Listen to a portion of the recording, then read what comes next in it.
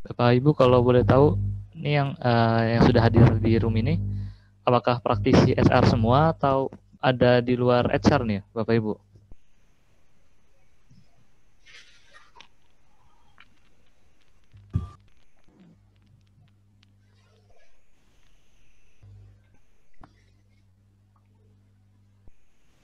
Oke.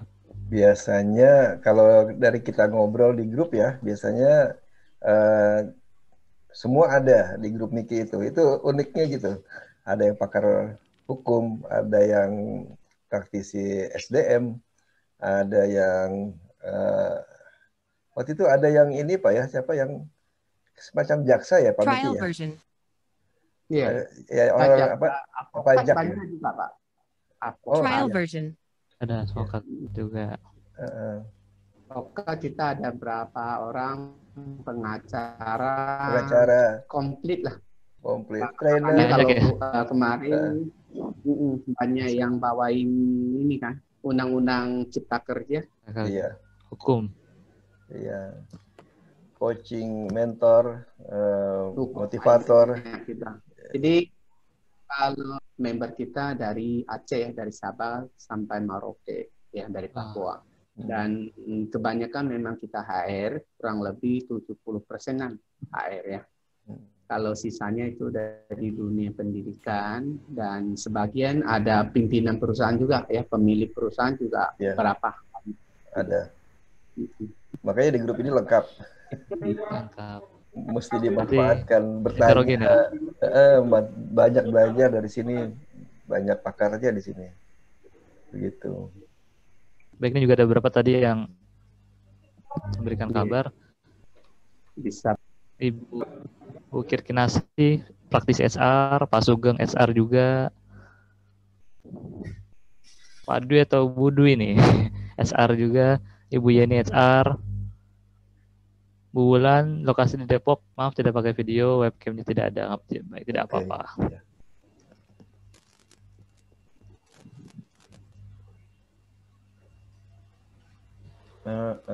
Oke, ini sudah jam 2.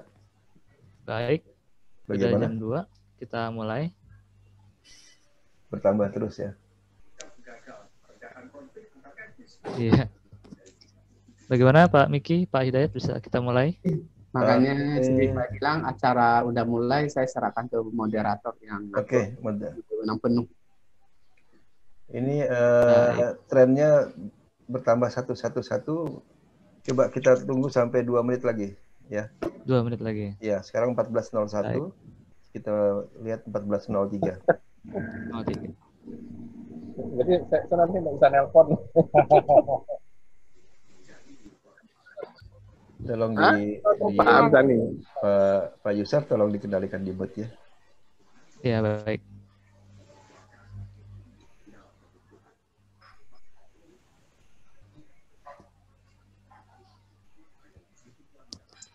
Yuk, kita mulai aja. Ya. Baik, kita mulai. Baik, kepada para hadirin sudah menggunakan nama asli ya. Dan yang masih menggunakan foto yang tidak menyalakan video nanti bisa diganti foto profil diri sendiri ya. Baik. Assalamualaikum warahmatullahi wabarakatuh. Selamat siang semuanya Bapak Ibu semua. Selamat datang kepada peserta virtual learning session ini yang diadakan oleh HR Wikipedia Indonesia. Sebelum kita mulai acaranya, langkah baiknya kita perkenalkan terlebih dahulu. Tadi Bapak Ibu sudah mengenalkan dirinya masing-masing. Saya sekarang mengenalkan diri saya Yusar Aulia Nugraha, alumni Psikologi Universitas Gunadarma angkatan 2016. Tahun ini alhamdulillah sudah lulus. Dan bagi peserta yang sudah hadir, silahkan kita perkenalan diri juga. Silahkan tulis nama, domisili, dan juga instansi atau profesi yang sedang dijalankan saat ini di kolom chat, biar kita bisa saling bersilaturahmi, gitu, seperti itu. Tadi saya ingatkan kembali mengenai aturan tata tertib pada hari ini. Sambil perkenalan di kolom chat, saya akan membacakan tata tertib virtual learning session ini. Yang pertama, nama di Zoom yang belum diganti dengan nama pribadi, mohon diganti sesuai dengan nama yang didaftarkan. Yang kedua, sudah join Zoom meeting ini 5-10 menit sebelum acara dimulai. Alhamdulillah sudah 30 orang dengan audio di mute ya Bapak Ibu. Yang ketiga, acara akan dimulai on time, maksimal 2:05, namun kita sudah mulai pada jam ini. Yang berikutnya, ketika acara dimulai, tolong semua audio di set mute. Audio di set unmute apabila sudah dipersilahkan dan ingin bertanya. Setelah pertanyaan selesai, silakan di mute kembali. Yang kelima, apabila tidak ingin menyalakan atau mengaktifkan video, mohon foto profil diganti dengan foto Anda sendiri. Terima kasih atas kerjasamanya untuk mengikuti ketentuan ini demi kelancaran acara dan profesionalisme kita bersama. Baik, sedikit saja nih mengenai materi kita pada hari ini, yaitu organizational structure atau struktur organisasi. Bagi saya yang pernah aktif di sebuah organisasi yang masih circle-nya kampus, itu struktur organisasi sangat penting untuk berjalannya suatu kepengurusan selama periode itu berlangsung. Yang sesuai dengan visi dan misi yang akan dijalankan oleh pemimpinnya gitu. Jika struktur organisasi sudah tidak sesuai dengan visi dan misi yang dijalankan, kita sebagai staf ataupun kepala divisi bisa kebingungan pekerjaan ini arahnya mau kemana gitu. Itu baru skala kampus. Bagaimana kalau skala kantor atau perusahaan yang lebih kompleks lagi permasalahannya seperti itu. Untuk itu diperlukannya pengelolaan struktur organisasi agar pekerjaan yang dilakukan dapat efektif dan efisien. Baik, karena pembicara kita sudah hadir di tengah-tengah kita, mari kita perkenalan terlebih dahulu dengan pemateri kita, yaitu Pak Hidayat Mufti.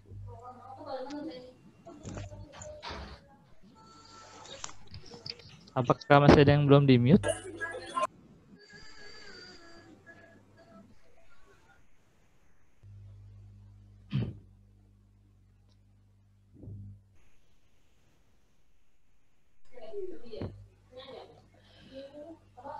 Oke. Baik, saya lanjutkan ya. Ya. Saya perkenalkan terlebih dahulu pemateri kita, Pak Hidayat Mufti. Beliau alumni IKIP Bandung di jurusan Bahasa Asing, kemudian alumni juga ITB Informatika, dan selanjutnya alumni Arden University di UK di jurusan HR Management. Beliau saat ini menjabat sebagai praktisi manajemen SDM, konsultan manajemen SDM, dan juga konsultan hubungan industri. Dan beliau juga aktif sebagai co-founder Sekolah SDM Indonesia. Selain itu, beliau juga sebagai trainer dan mentor di HR Asia Singapura, The Bonus Singapura, dan juga Etos Kerja di Indonesia. Baik, karena berhubung Pak Hidayat sudah ada di tengah kita sapa saja. Selamat siang Pak Mufti. Ya, selamat siang Pak Yusar dan Bapak Ibu peserta. Semoga kabarnya baik-baik, sehat-sehat. Ya. Amin. Baik, apakah sudah siap Pak Mufti? Ya, kalau sudah kita mulai ya. Baik, saya share screen ya Pak, materinya Pak. Ya, silakan. Baik.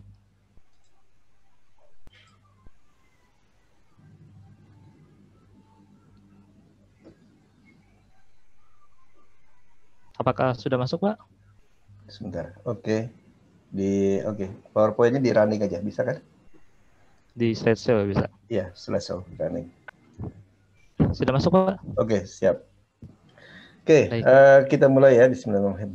Ya, hari ini kita akan bahas mengenai struktur organisasi. Ya, kalau yang masih setia sejak pertemuan pertama, ini kita lagi bicara soal performance management. Jadi ada 4 stage, ya, ada 4 tahap. Nah, kita ini sekarang lagi di stage atau tahap yang kedua, yaitu coaching and monitoring. Untuk coaching monitoring bisa terlaksana, itu harus siap dulu sistemnya atau yaitu job design. Nah, pembahasan job design ini ada beberapa. Yang pertama adalah struktur organisasi. Ya, dan ini saya ambil pembahasan ini akan mengacu kepada kompetensi yang sekarang kan mulai tahun depan ya praktisi SDM itu wajib melakukan sertifikasi diri ya. Nah, kode kompetensinya ini udah saya tuliskan ya. M70 SDM 01.008.2. Ya, ada 2 acuan yang akan saya pakai dalam pembahasan sekarang. Ya, yaitu mengilas. Oke, next slide.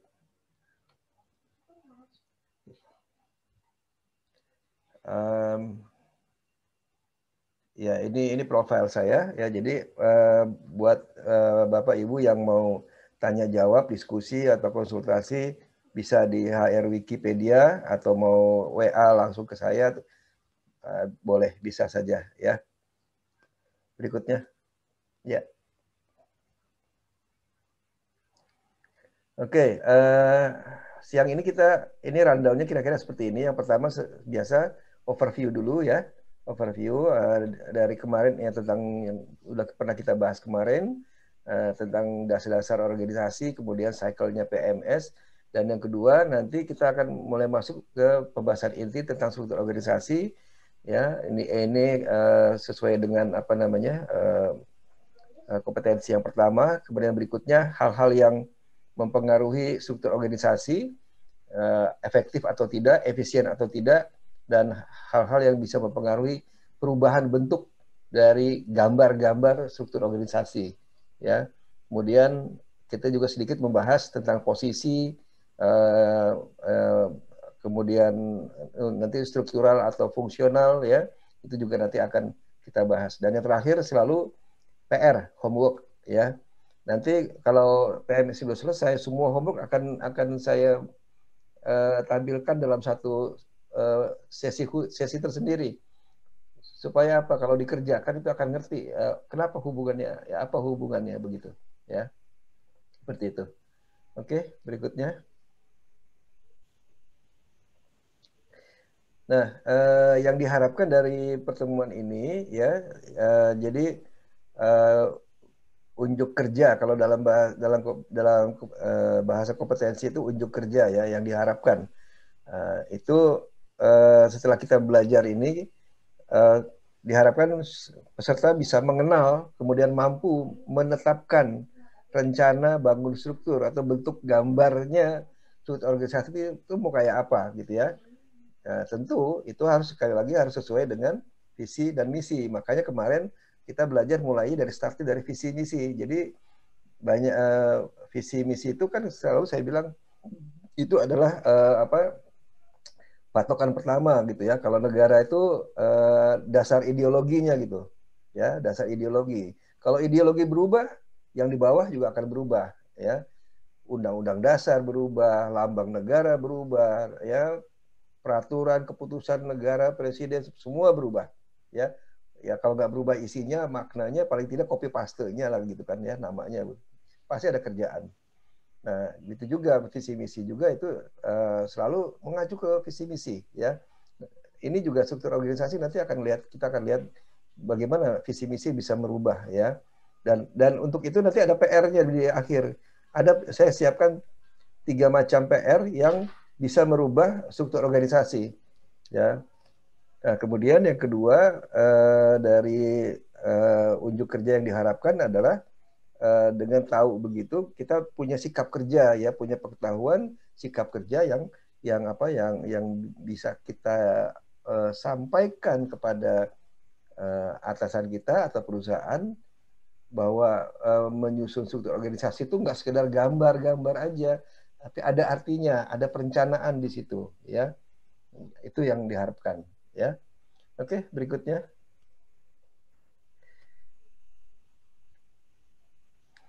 Nah, ini yang pernah ikut dari pertemuan pertama ya, pasti pernah ini. Ini waktu itu saya bilang apa sih yang harus dimiliki sebuah organisasi ya. Jadi setelah kumpul orangnya ya, nah itu harus dilanjutkan tahap berikutnya apa yang harus dipunyai. Ini ada 4 ya, yang 4 ini kemarin sudah kita bahas tujuan dan sasaran, visi misi. Kemudian kemarin kita udah bahas bagaimana prosesnya sampai jadi corporate strategic plan atau rencana besar perusahaan ya, bikin rencana kerja. Nah, kemudian diturunkan, di breakdown menjadi target setting kepada departemen, kemudian kepada individu. Ya, kemarin juga kita sudah coba latihan bagaimana cara membuat kalimat target ya. Masih ingat pakai yang smart ya, pakai yang smart. Coba diklik. Ya, kemarin masih ingat belajar tentang smart ya sedikit. Itu bagaimana cara menulis ya, membuat sebuah kalimat pernyataan sebuah target. Kode warna juga ingat, saya selalu bilang kode warna antara biru dengan hijau ya, itu selalu saya biasakan. Kemudian yang dimiliki organisasi dari nomor 2 sampai nomor 4. Nah, ini dia. Ini yang antara lain yang pertama kita akan bahas mengenai tentang struktur organisasi ya. Tentang struktur organisasi. Jadi begini, struktur organisasi ini sebenarnya banyak kaitannya gitu ya, mempengaruhi apa? Nanti pertemuan berikutnya kita akan bahas tentang kompetensi ya, juga tentang career path, tentang talent management, tentang grading system, tentang skala upah dan struktur upah.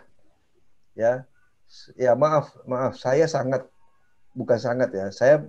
Saya yakin gitu ya, kalau Bapak Ibu yang pernah belajar di tempat ya dulu sebelum pandemik, belajar tentang apa misalnya skala upah atau grading system ya, ya saya sepertinya nggak pernah belajar struktur organisasi gitu ya.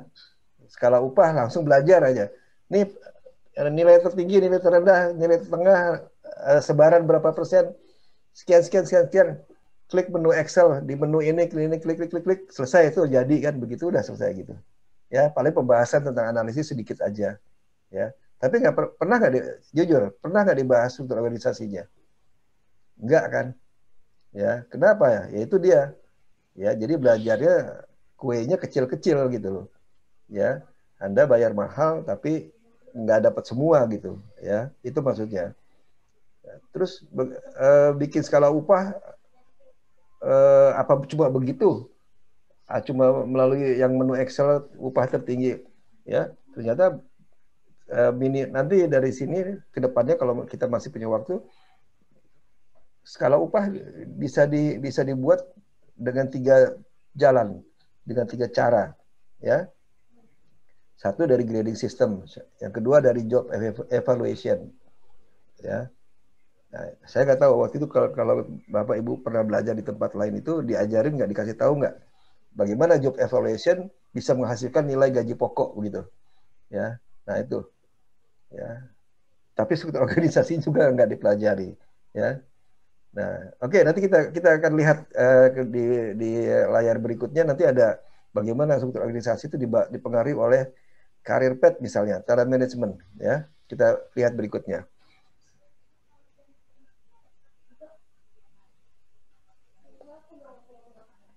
Ya, ini mengulang kembali ya, ini stage yang apa ya, yang pernah kita bahas di sebelah kiri, di kotak bawah ya paling kiri itu formula atau rumus cara bikin visi ya, itu saya kasih coba diisi. Nah, kemudian masih ingat 9 komponen ya, 9 komponen untuk membuat corporate strategic plan. Nah, itu kalau 2 formula itu digabungkan, jadilah yang namanya corporate strategic plan, dan itu menjadi portofolio Anda kalau mau sertifikasi. Ya, kalau C-level di level berarti menghasilkan corporate strategic plan. Kalau pimpinan departemen ya berarti menghasilkan target kerja, duduk bareng dengan timnya di awal tahun, ini loh target Anda, target kita, ya. Cari kesepakatan bersama. Begitu juga untuk individual, itu jadi masing-masing individual punya target masing-masing. Ya, ini pembahasan dari yang stage pertama, planning and commitment. Sekarang kita masuk yang ke stage kedua di coaching and monitoring. Ya, layar berikutnya. Di layar berikutnya, nah ini kita mulai masuk ke, sekarang kita masuk ke bahasan job design ya, dan kita sekarang mulai membahas struktur organisasi ya.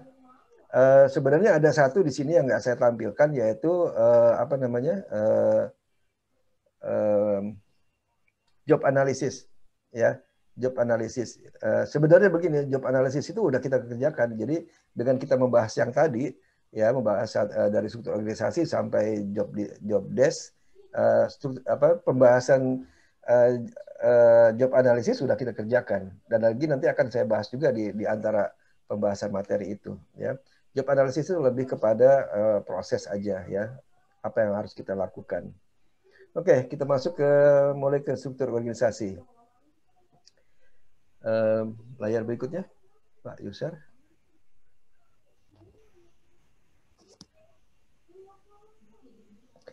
Ya, ini juga saya ambil dari pertemuan yang pertama, ya. Organisasi itu apa? Ya, saya bilang banyak definisi, silakan Google. Saya ambil salah satu yang sesuai dengan tujuan pembelajaran kita sampai akhir di sini. Karena di sini memang ada kata-kata yang kata kunci, keyword, rasional, sistematis, terencana, terpimpin, dan terkendali. Tujuannya apa? Apa yang dimanfaatkan? Sumber daya, sarana-prasarana, data dan informasi, ya, untuk penguatan visi misi organisasi atau perusahaan. Dan struktur organisasi ini adalah media atau alat untuk apa? Implementasi dari prinsip organisasi itu sendiri. Jadi struktur organisasi mestinya itu harus memperkuat, ya, karena dia turun dari memperkuat visi, karena dia turunnya dari visi, ya, maka produknya juga harus bisa memperkuat visinya itu sendiri, ya. Nah, kemudian juga nanti menggambarkan antara lain, ya, menggambarkan manajemen style, ya, seperti komunikasi, mandatory responsibility, authority, decision making, control, supervision, dan job relativities, ya. Communication, saya ambil contoh nih, communication. Sengaja saya kasih keterangan bentuk komunikasi yang seperti apa, lateral, visual, narasi, atau simbol. Bapak Ibu pernah nggak, yang mungkin yang pernah pindah kerja gitu ya, pernah nggak masuk ke satu perusahaan, diminta bikin SOP, contoh SOP gitu ya. SOP biasanya mungkin di perusahaan sebelumnya Anda membuat SOP narasi gitu ya, kalimat panjang, cerita panjang, detail diceritakan. Nah, itu dulu di perusahaan lama. Begitu masuk perusahaan baru, nggak begitu ininya apa SOP-nya, tapi pakai simbol, flowchart. Pernah kan?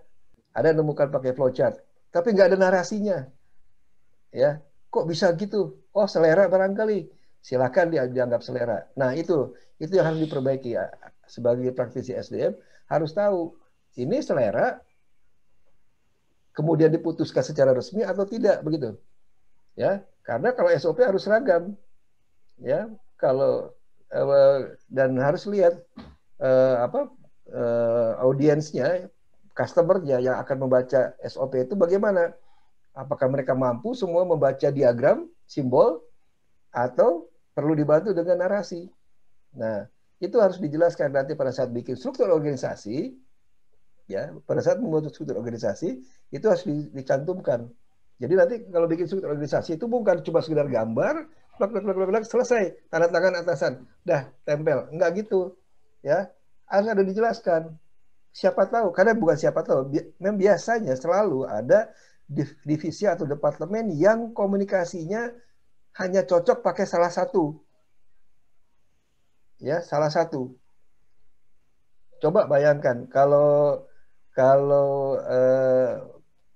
marketing itu pakai simbol. Ribet, orang marketing itu gampang bicara, harus bicara, dia pakai narasi. Business development pakai narasi, bawel katanya. Ya, business development lebih suka pakai simbol, ya, karena dia ingin taktis, praktis, efisien. Itu. Jadi kenali setiap departemen, setiap ordo job itu harus seperti apa gitu ya. Nah, itu tugasnya SDM harus ngertiin itu, ya.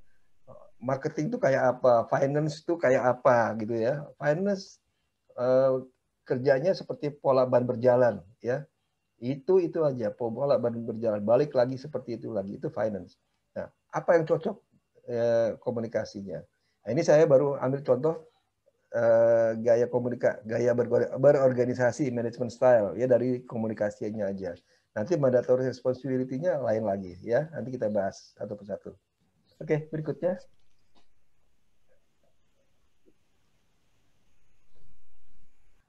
Ya, saya tidak akan tampilkan bentuk-bentuk struktur organisasi, ya.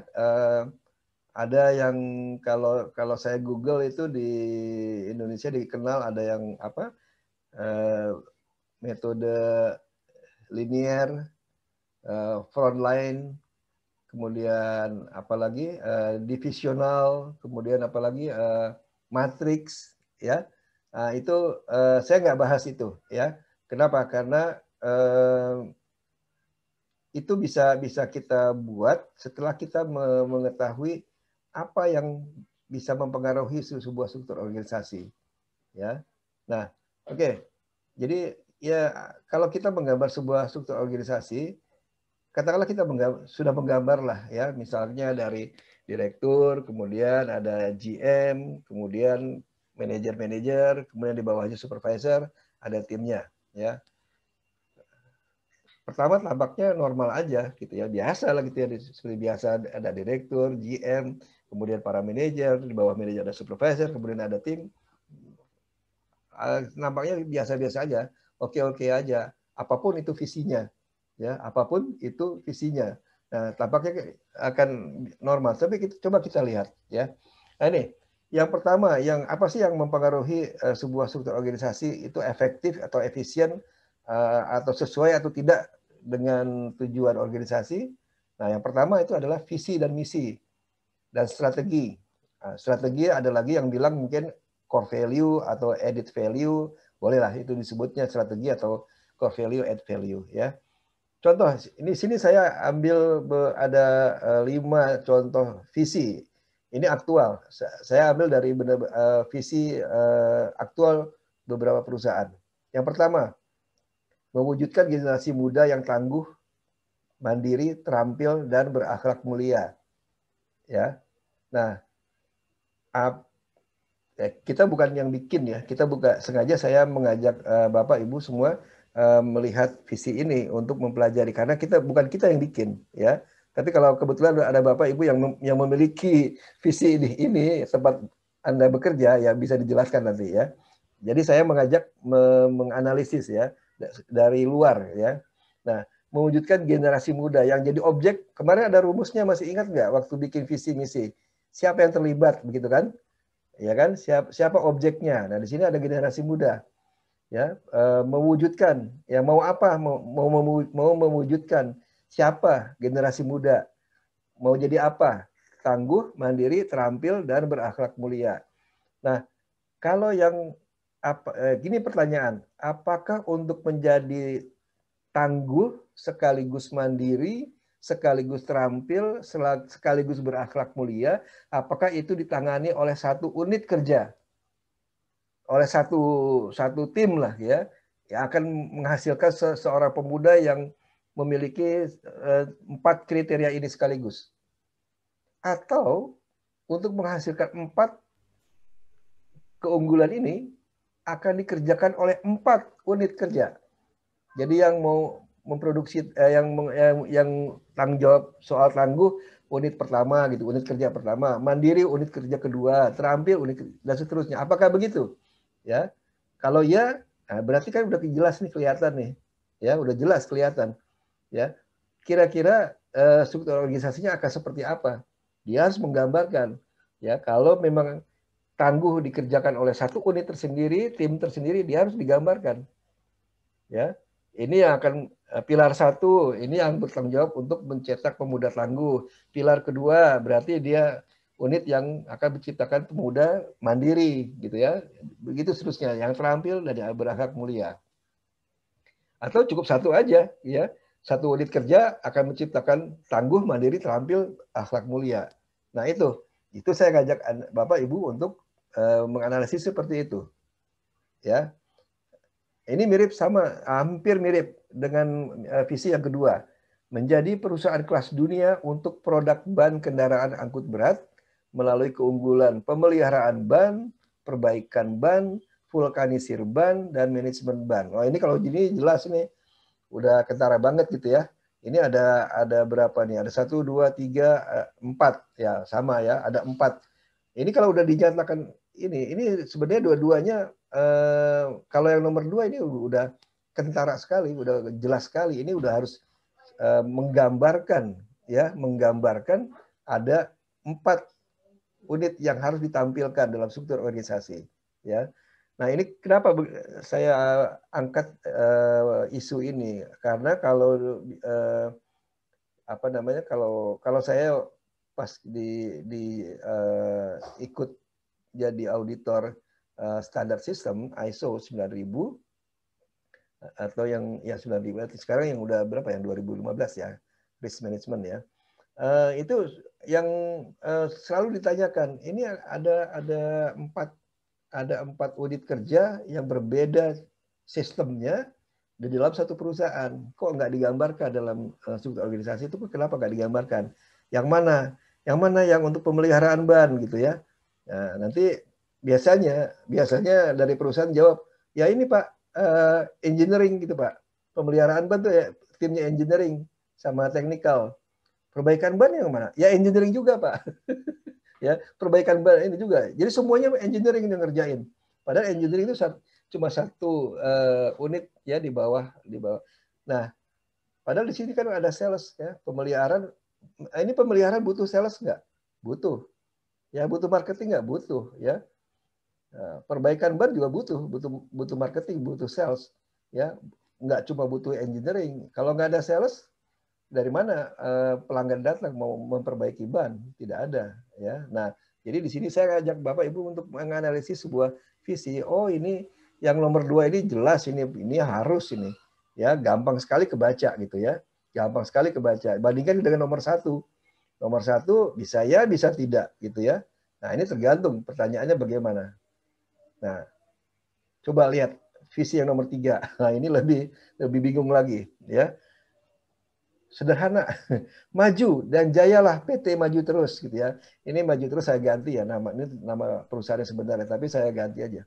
Tapi ini nyata benar, maju dan jayalah PT maju terus. Ya, sederhana segini aja. Oh ya, saya mau kasih tahu, ini bisnisnya banyak loh, PT yang pemilik dari visi ini.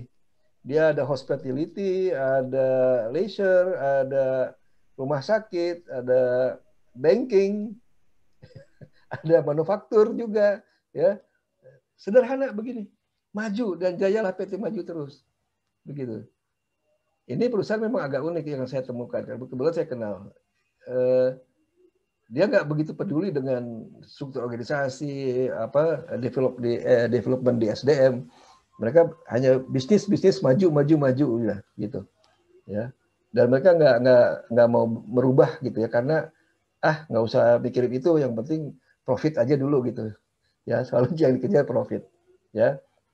Nah, lihat di sini, jadi memang kondisi kadang-kadang kondisi juga mempengaruhi ya, sesuatu yang tidak tertulis ya, seperti ya semangat untuk profit itu kadang-kadang kalau profit terus, keuangan kuat, males mikirin yang kayak begini gitu.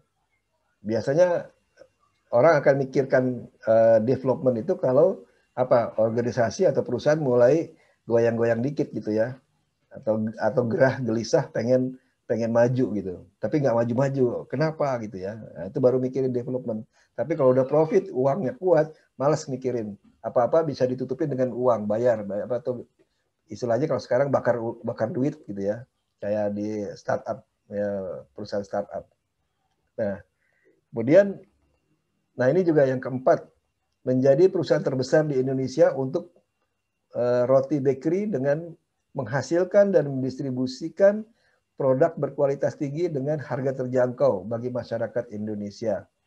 Nah, ini dua visi berikutnya. Ini kemudian visi ke-5, menjadi perguruan tinggi ini dari dunia pendidikan.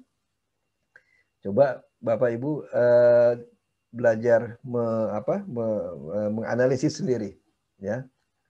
Keywordnya temukan, produknya apa, roti bakery,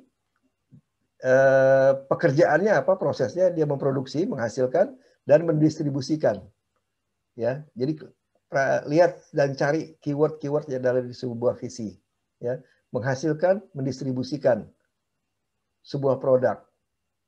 produk yang bagaimana, harga terjangkau, ya. Nah itu dia. Jadi nanti kita akan kenapa saya ambil contoh ini bicara soal harga, siapa yang punya peranan di perusahaan yang menentukan harga selain produksi dan PPIC, finance, ya semua memang semua menentukan produksi, tapi ada satu atau dua unit yang sangat signifikan bisa menghitung harga jual per pieces, ya. Itu juga kita harus bisa memperhatikan bisnis proses juga. Nanti kita akan bahas soal bisnis proses, ya. Nah ini contoh beberapa visi misi yang bisa mempengaruhi struktur organisasi, ya. Oke, berikutnya. Yang kedua yang bisa mempengaruhi bentuk struktur organisasi adalah yang berkenaan dengan teknologi atau alat, ya, teknologi atau alat yang dipakai. Di sini saya kasih contoh gambar. Kalau cuma ingin dapat ikan, ya, ingin mendapatkan ikan ya sedikit, ya Anda sendiri, nggak perlu berorganisasi, Anda sendiri pakai alat yang sederhana, seadanya aja, pancing sama serokan, udah selesai, ya. Tapi kalau ingin lebih banyak, ingin memproduksi lebih banyak, Anda perlu teman, perlu banyak orang. Kalau perlu banyak orang, berarti perlu pengaturan. Harus ada pengaturan. Siapa mengerjakan apa, di mana, ya. Nggak bisa semuanya apa ke atas laut semua, nggak mungkin gitu ya. Harus ada di darat, ada yang di laut. Yang di darat pun dibagi-bagi tugasnya apa. Yang di laut, di kapal juga tugasnya apa. Ya, kalau begitu juga teknologi dan alat ya sangat. Waktu sendirian Anda nggak perlu bahan bakar. Tapi ketika punya perahu, banyak orang, Anda perlu bahan bakar. Siapa yang beli bahan bakar? Nah, direncanakan. Ya. Nah, sudah punya perahu, ingin lebih modern lagi, ya, gambar yang ketiga, berarti harus ada penambahan. Ya. Kalau tadinya cuma sekedar perahu boat penangkap kapal ikan biasa, yang lebih modern Anda sudah perlu radar, perlu GPS, ya, perlu apa, mesin-mesin hidrolik yang lebih kuat. Kenapa ngangkut ikan hasilnya lebih banyak sekaligus, itu butuh peralatan yang lebih, dan itu perlu teknologi pengembangan. Sudah mesti punya unit kerja engineering sendiri, ya, punya engineering sendiri, itu nggak bisa lagi seperti yang gambar kedua, ya. Nah itu jadi merubah dengan banyaknya kebutuhan, tuntutan, merubah banyak orang, merubah pembagian tugas, otomatis struktur organisasi juga akan berubah, ya. Ya samalah seperti penggilingan beras, ya, atau penggilingan padi yang tadinya cuma pakai seekor sapi, ya, berarti ada yang bertugas mencari rumput, kan gitu. Tapi kalau pakai mesin penggilingan padi nggak perlu cari rumput, kan? Carinya apa? Solar misalnya, ya. Sama apa lagi mungkin. Waktu pakai sapi tidak perlu ada izin izin gangguan suara, ya, karena sapi nggak suaranya kan nggak merusak, nggak mengganggu sekitar. Tapi kalau pakai alat, mulai pakai motor, ada suara mengganggu lingkungan, perlu izin, ya. Berubah lagi struktur organisasi, ya. Atau mengangkut tanah pakai dump truck, ya. Dump truck kalau udah mulai pakai earth mover, lain lagi, ya. Earth mover, nah, dari earth mover berarti harus ada engineering-nya dibagi-bagi lagi lebih dalam, ya. Engineering-nya lebih, berarti struktur organisasi sudah berubah lagi tuh, ya. Dari earth mover mau ganti jadi apa ini namanya, conveyor, ya, berubah lagi. Kenapa? Tadinya pakai earth mover perlu banyak driver, perlu banyak engineering. Begitu pakai ini ya, alat angkut seperti ini, sopir-sopir sudah dikurangi, ya, berubah lagi struktur organisasinya, ya. Jadi itulah penggunaan teknologi atau alat juga mempengaruhi, ya. Nah, perusahaan Anda menggunakan teknologi apa? Ya, kalau teknologinya online, ya, akan beda gitu ya. Ya kalau dengan yang bukan online, ya. Jangankan online, di masa pandemik ini untuk perusahaan manufaktur misalnya kayak di tempat saya bikin kapal, nggak bisa diatur apa kayak kerja orang di kantoran gitu ya. Oh, yang ini boleh di rumah kerja di rumah, enggak. Kalau di kapal di shipbuilding semua harus datang. Ya kenapa? Karena kapalnya di situ gitu ya. Itu yang dikerjakan objeknya ya. Nah, itu akan mempengaruhi juga ya. Oke, berikutnya. Apa lagi yang mempengaruhi struktur organisasi? Tadi sudah visi misi, yang kedua ini teknologi alat, yang ketiga berikutnya.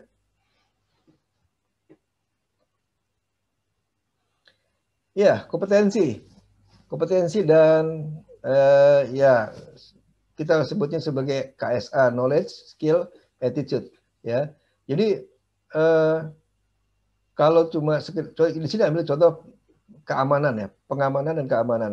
Kalau kebutuhan cuma pengamanan lingkungan ya bisa dengan siskamling ya, ronda antar warga. Nah, itu nggak perlu struktur organisasi. Tapi kalau udah mulai teratur, kita perlu security, berarti perlu ada pembagian tugas di situ ya. Siapa komandannya ya, kemudian siapa komandan regunya, wakil komandan regunya, kemudian siapa yang jadi timnya dan berapa shift, berapa tim, berapa kelompok, jam kerjanya, itu sudah mempengaruhi ya. Nah, ketika butuh yang lebih update lagi, yang lebih upgrade, misalnya, oh ini dari level security udah butuh senjata misalkan, udah naik levelnya, ya. Jadi lihat kompetensinya, kompetensi dan knowledge dari organisasi, dari orang-orang yang ada di dalam organisasi itu, gitu, ya. Itu akan mempengaruhi, ya. Karena kalau udah ada unsur yang lebih tinggi, misalnya senjata, berarti ada unit atau satuan unit kerja khusus yang menangani soal senjata, perizinannya, safety-nya, pengawasannya, ya, kemudian evaluasi pemegang senjata, ya, itu harus ada lagi tim evaluasi. Kalau security perusahaan yang punya perusahaan yang bergerak dalam bidang security nggak perlu psikolog, nggak perlu, ya. Tapi ketika organisasi itu berkembang, misalnya ada persenjataan di situ seperti polisi, ya, itu di situ perlu ada unit psikolog di situ, ya. Nggak boleh nggak bisa itu, ya. Kenapa? Karena ada benda berbahaya di situ, ya. Itu pun akan berubah lagi kalau perannya cuma keamanan dalam negeri, ini sudah menjadi naik lagi yang lebih luas lagi, misalnya tentara, ya. Polisi mengamankan, ya, mengayomi. Tapi kalau tentara beda konsepnya, beda konsep lagi. Nah, ini beda knowledge, skill, attitude, ya. Kompetensinya otomatis berbeda. Kalau tentara dia bukan mengamankan, bukan menyerang, menghancurkan, merebut, selesai. Beda dengan polisi. Nah, itu udah beda lagi. Jadi struktur organisasinya pun akan berbeda lagi, ya. Sama dengan seperti ya misalnya kalau di kesehatan, kalau seorang mantri ya misalnya mantri kesehatan, dia dari skillnya, knowledge-nya juga sederhana. Beda dengan kumpulan seorang dokter. Dan di antara dokter pun berbeda lagi kalau dia udah masuk ke spesialis. Jadi kompetensi, knowledge-nya itu akan mempengaruhi struktur organisasi. Artinya mempengaruhi juga bentuk badan perusahaan itu sendiri, ya. Oke, itu yang ketiga. Jadi dari tiga bentuk ini yang bisa mempengaruhi struktur organisasi adalah kita harus siapkan yang mana kita kira-kira bentuk atau isi dari organisasi ini, orang-orangnya seperti apa gitu ya. Dari tiga tadi kan ada visinya, alat, teknologi, yang ketiga sekarang knowledge, skill, kompetensinya, ya. Oke, kita lihat yang keempat.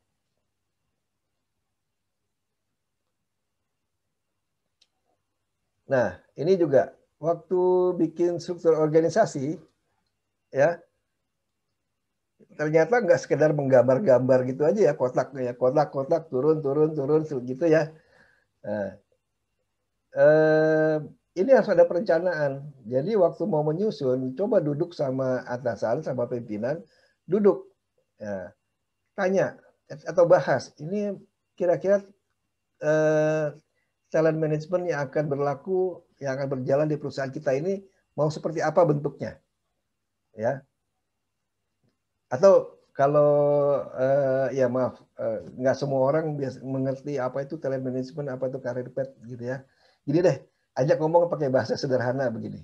Pak, Bu, ini kalau mau ada promosi, ya, mutasi atau rotasi, nah gitu ya, pakai bahasa sederhana aja deh, ya. Kalau talent management mungkin terlalu keren kali ya. Nah, Pak, Bu, bagaimana kalian kalau ada promosi, mutasi, rotasi, itu kira-kira gayanya mau seperti apa, ya? Nah, coba diajak bicara seperti itu. Tapi sebelum ajak bicara itu, di sini saya harapkan Bapak Ibu ngerti dulu, ya, ngerti dulu. Nanti lain waktu di pertemuan tersendiri kita akan bahas tentang talent management dan talent pool atau career path ya. Ini saya ambil contoh intinya saja. Jadi gini, di talent management atau career path itu seseorang, saya ambil aja contohnya di bawah itu ada junior ya, saya sebutnya junior admin lah ya, di atasnya senior admin untuk membedakan aja. Misalnya ada seseorang dari junior admin, bagaimana riwayat perjalanan karir seorang junior admin itu untuk menjadi misalnya menjadi HRGA manager gitu ya, misalnya itu targetnya atau ceritanya tuh ya. Nah, itu bagaimana? Apakah mau cara tradisional ya, satu arah dari atas ke bawah naik selesai gitu ya? Butuh berapa lama?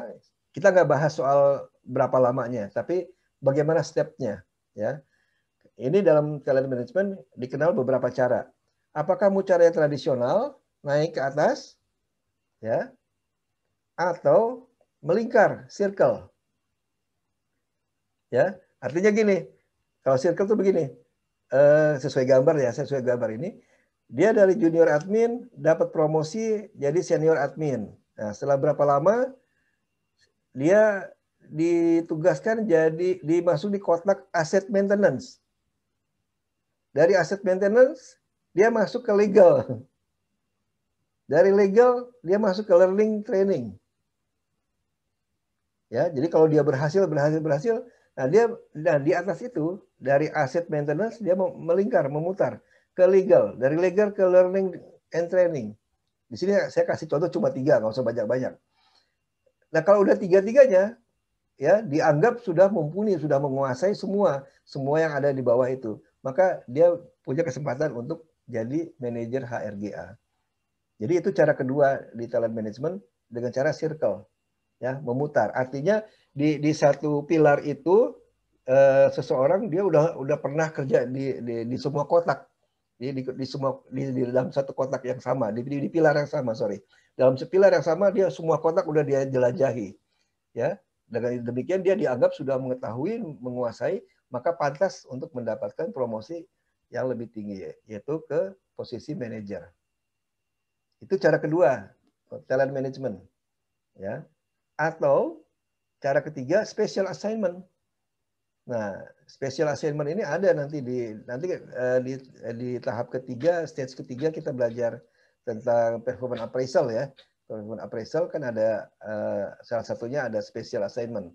Nah, ini special assignment juga harus dibuat. Jadi ketika menggambarkan struktur organisasi, misalnya kita lagi menggambar pilarnya HRD, HRGA. Itu kalau mau special assignment, kira-kira dia itu harus ditugaskan di luar di pilar yang lain begitu. Ini kan pilar HRGA. Ya, ini pilarnya ini contohnya IT atau MIS ya. Kira-kira orang dari HRD itu bisa ke IT, MIS tuh masuknya ke kotak yang mana? Begitu juga sebaliknya. Orang procurement atau purchasing mau ke MIS tuh ya bisa masuknya kemana? Ke HRD. Jadi setiap pilar tuh harus bisa dimasuki oleh pilar yang lain gitu. Ya, itu namanya special assignment. Ya, dia harus keluar dari pilar. Kalau pindah cuma di dalam pilar yang sama itu namanya circle, masih di internal. Kalau special assignment itu harus keluar dari pilarnya. Misalnya di beberapa perusahaan misalnya belum ada safety officer, ya. Nah, kebetulan safety itu dulu itu bagian dari GA ya, karena makanya Undang-Undang Keselamatan Kerja dulu waktu diresmikan itu masuknya masih di ketenaga kerjaan dulu ya. Nah itu sekarang udah ada safety department. Nah itu bisa nggak itu special assignment jadi safety officer, jadi di pilarnya safety. Begitu juga safety nanti ya. Di HRD misalnya ada orang OD gitu ya, organisasi development sama people development. Special assignment-nya kemana? Mungkin ke standar sistem ISO ya. Jadi dokumen kontrol, dari dokumen engineering ya. Nah itu harus dipikirkan.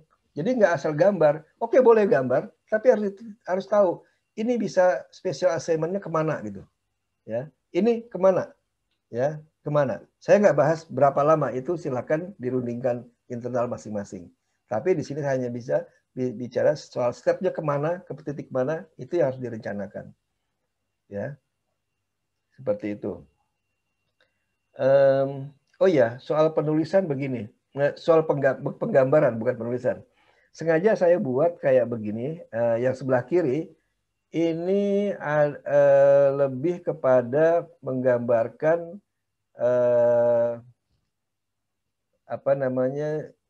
job struktural ya, jabatan struktural ya. Ada jabatan struktural, ada jabatan fungsional ya. Sederhananya begini, saya hanya kasih gambaran sederhananya, nanti bisa di googling. Jabatan struktural itu adalah jabatan yang secara khusus dibuatkan gambar kotaknya. Jadi dia punya kotak sendiri. Begitu. Itu kalau struktural. Tapi kalau fungsional, belum tentu dia punya gambar, punya kotaknya. Ya. Bahkan bisa saja dibuatkan kotaknya satu, bukan berarti isinya satu orang. Bisa 2 orang, 3 orang, 4 orang. Contohnya apa? Departemen ISO itu ya, standar sistem atau MR. Ya. Walaupun di dalamnya ada pembagian dokumentasi, training, apalagi macam-macam ya. Yang penting ini adalah training sama dokumentasi. Ya. Biasanya ada 4 minimal, ada 4 rumpun di bawahnya ISO. Tapi tetap gambarnya tetap satu. Ya, yang digambarkan tempatnya si bos senior ya, seniornya dari kelompok ISO tadi, begitu. Ya. Dan itu nanti kita harus kenal. Kenapa? Karena ada jabatan struktural, ada jabatan fungsional. Ya, itu nanti implementasi di undang-undang. Kebetulan ya kalau undang-undang 13 itu nanti sebentar saya tunjukkan. Ya. Oke, jadi ini contoh kalau yang IT itu bentuk untuk jabatan fungsional. Ya. Sebenarnya bukan sebuah kewajiban, bukan keharusan ya. Bentuknya harus begini, berbeda dengan yang sebelah kiri. Enggak.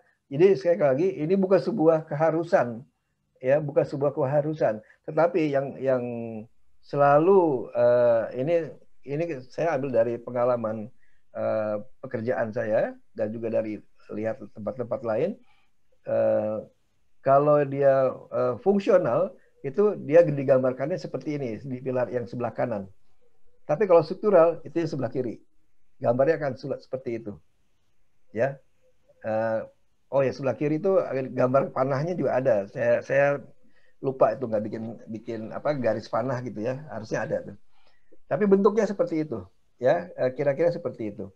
Tapi ingat, ini bukan suatu keharusan, bukan sebuah kebenaran universal ya. Artinya lebih banyak dipraktikkan di beberapa perusahaan ya seperti ini ya.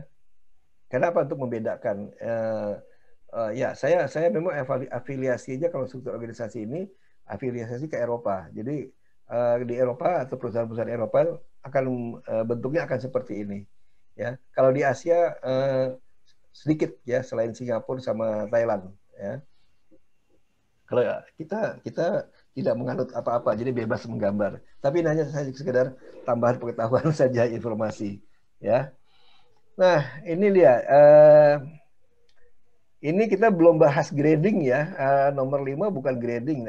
Nomor 4 ini masih talent management karena sangat penting juga. Karena kalau kita nggak merencanakan bagaimana dia TikToknya mau jalannya itu, kita harus rencanakan dari jauh gitu ya. Oke, yang kelima.